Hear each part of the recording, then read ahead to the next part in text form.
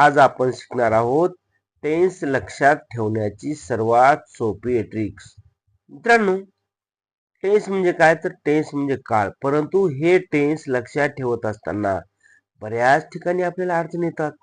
मग मित्रांनो, आज मी तुमच्यासाठी वर्तमान काळ, भूतकाळ आणि भविष्यकाळ हे तिन्ही टेन्स कसे लक्षात ठेवायचे याबद्दल माहिती सांगणार आहे.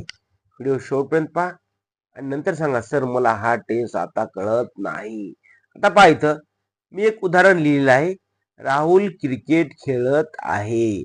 आता या उदाहरणामध्ये मित्रांनो लक्षात ठेवा की राहुल कोण आहे, इथं करता आहे, म्हणजे काम कोण करत आहे, राहुल.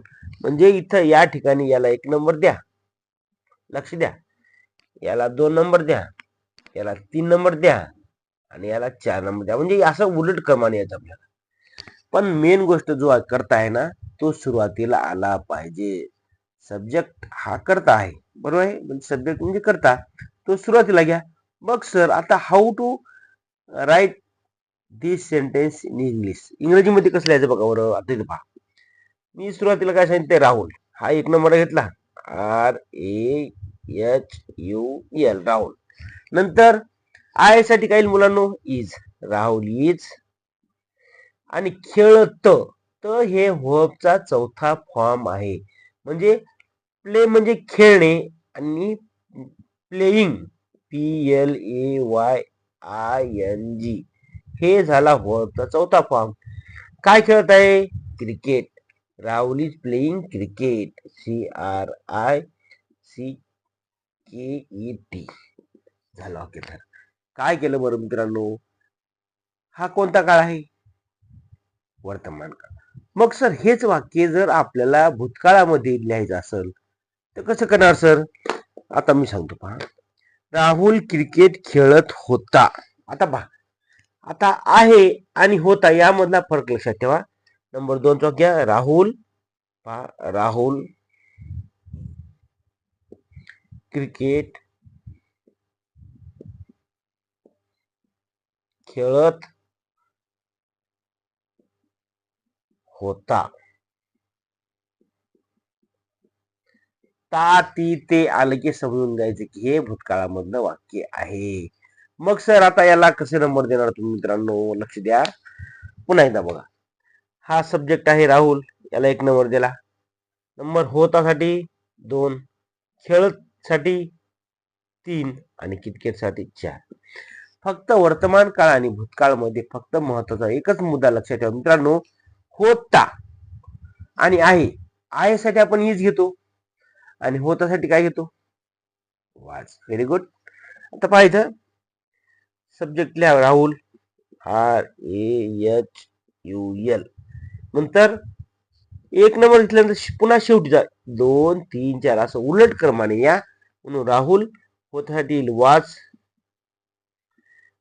खेळत साठी सांगितलं होतं प्लेइंग, व्हर्बचा चौथा फॉर्म PLAYING, प्लेइंग. काय खेळत होता, क्रिकेट, CRICKET. आता मित्रांनो इथपर्यंत तुम्हाला समजलं असेल, वर्तमान काळ समजला, भूतकाळ समजला. मग आता सर भविष्य काळामध्ये कसं लिहावं. इथं व्हर्बचा कोणता फॉर्म घ्यायचा आहे, आता पुन्हा लिहितो. काय भविष्य काळामध्ये वाक्य काय होईल मुलांना बघायचं, राहुल क्रिकेट खेळेल. आता पहा 3 नंबरचं, राहुल क्रिकेट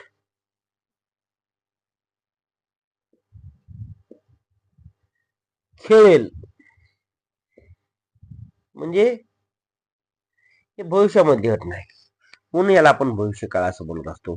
पुन्हा आता मित्रांनो इथं जा, कुठं सब्जेक्ट हा आहे करता, याला 1 नंबर द्या. नंतर शेवटीसाठी 2 आणि हे 3. हे वाक्य एकदम सोपं आहे.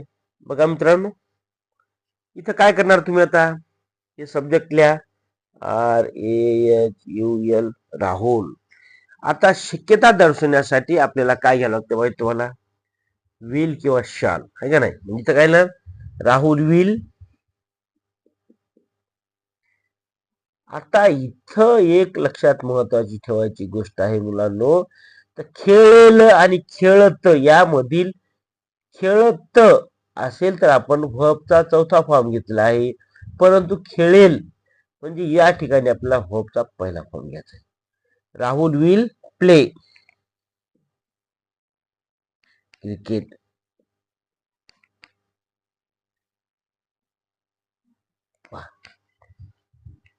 हे तिन्ही काळ लक्षात ठेवण्यासाठी लक्षात ठेवा मुलांनो, मी एवढं तुम्हाला तळमळीनं का सांगत आहे, कारण वर्तमान काळ, भूतकाळ आणि भविष्य काळामध्ये आपल्याला प्रत्येक वेळेस काय करायचं असतंय की त्या ठिकाणी व्हर्बचा कोणता फॉर्म आहे लक्षात ठेवा.